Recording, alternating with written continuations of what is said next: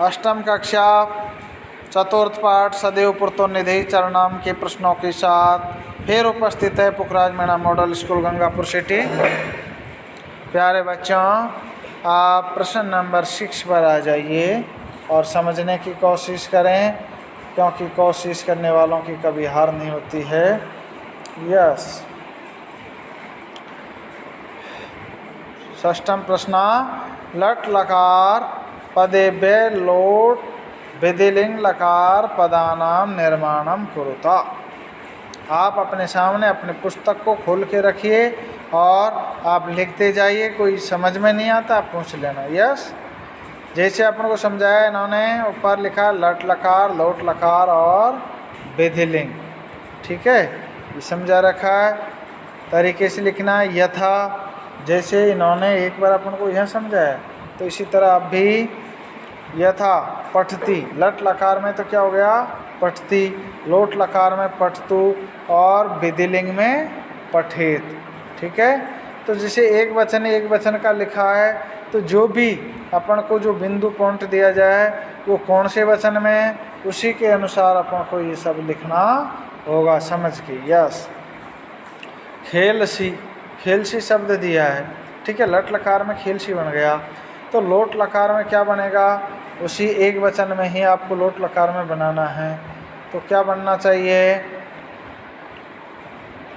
खेलसी। मध्यम पुरुष का एक वचन है, तो मध्यम पुरुष का एक वचन में क्या बनेगा यहाँ, खेला। ठीक है, और आगे आगे समझिए क्या, इधर विधिलिंग लकार में खेलें। ठीक है, तो ऐसे अपन को इनको तरीके से समझ के लिखना होगा। खादंती, लोट लकार में खादंतु, विधिलिंग में खादेत। ऐसे ही पठामी, आ रहा ना, पठामी नहीं पिबामी, समझिए क्या है पिबामी। तो पिबामी का क्या बन रहा है, इधर पिबेयम और विधिलिंग में पिबेत। तो ये थोड़ी सी कोशिश करेंगे, कहीं गलती नहीं होगी, क्योंकि देखिए आपको लकार समझने, अपने पाठ्य पुस्तक में लकार दे रखे हैं पीछे, तो उनको आप लकारों को प्रेम से समझिए, आपकी दिक्कत नहीं आएगी, क्योंकि प्रत्येक पाठ में इस तरह के क्वेश्चन आया करेंगे। हंसता, इधर हंसताम, हंसताम हसेताम। अब इनको आपको समझ के लिखना है।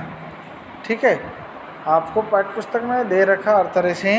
ऐसे नयामा, तो इसका लोट लकार में दो ही बहुवचन है, नयामः,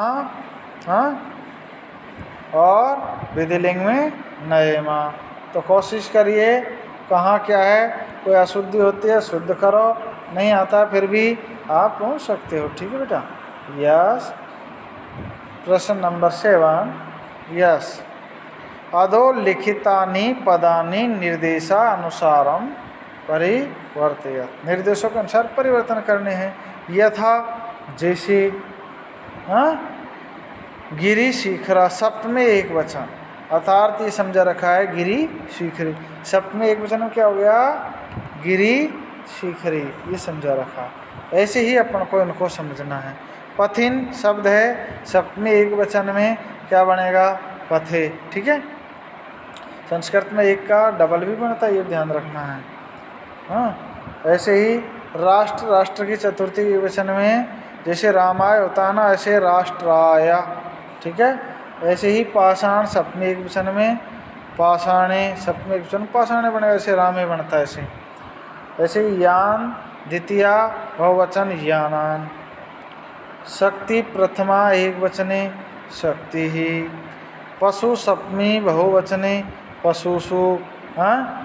जैसे गुरु, जैसे गुरु शब्द है, विभु, शंभु, इस तरह के जो भी उकारांत शब्द है वो इसी की तरह चलेंगे। तो इस तरह से अपन को समझ के लिखना होगा। ठीक है, ऐसे ही अगला क्वेश्चन आपके लिए, उचित कथनानाम समक्षम आम, अनुचित कथनानाम समक्षम न इति लिखिता।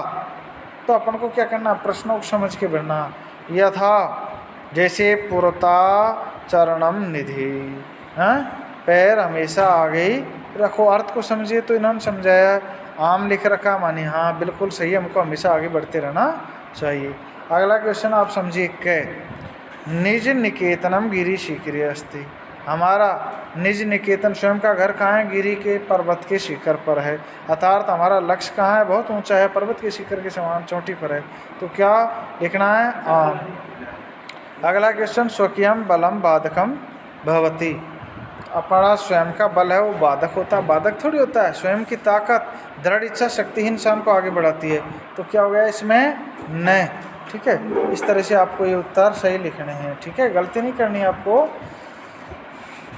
आप अगला प्रश्न निकाल लीजिए, समझिए। यस, गैप पर आप अंगुली रखेंगे।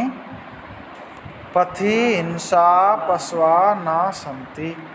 अरे पथ में हिंसक पशु नहीं है क्या? बिल्कुल है। अर्थात अनेक समस्या अनेक बाधाएं। तो ये उत्तर हो गया न। घ गमनम शुक्रम अस्ति। आम। सदैव अग्रे एवं चलनीयम। हमेशा आगे ही बढ़ना है। तो आम। इस तरह से आप अपने ये क्वेश्चन लिखने हैं। फिर 9वां क्वेश्चन, वाक्य रचना। वाक्य रचना अर्थ भेदम स्पष्टीकृत। आप इन शब्दों को प्रयोग में लेते हुए वाक्यों की रचना करने, निर्माण करना है। किसी भी आप निर्माण कर सकते हो।